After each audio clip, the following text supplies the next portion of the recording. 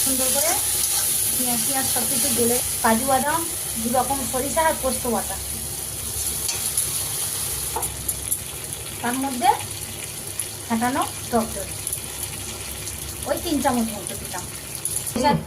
সরিষা তো বেশি কষা যায় না, সেই গন্ধ সরিষা তো বেশি কষা যায় না। তো এবারে দিয়ে দেবো ভিজিয়ে রাখা পুরোনো নারকেলটা, নারকেল দুধটা দিয়ে দিলাম।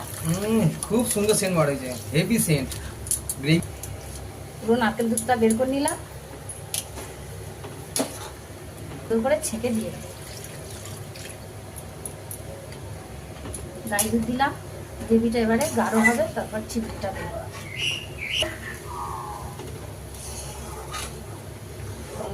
সেই সেন্ট, সেই গন্ধ, দারুণ একটা সেন্ট বেরিয়েছে। তো আমার গ্রেভিটা ভালোভাবে ফুটে গেছে।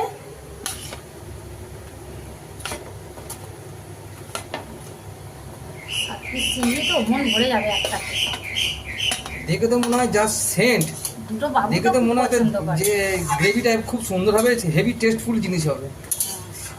1 চামচ পরিমাণে মিষ্টি, চিংড়ির ঝালটা তো একটু মিষ্টি মিষ্টি ভালো লাগে, তো 1 চামচ চিনি, 3 পিস ছোট এলাচ ফাটিয়ে দিয়েছি, কাসুরি মেথি হাতে এরম ভাবে ডলে ওপর থেকে, কাসুরি মেথির গন্ধটা হেভি হয়।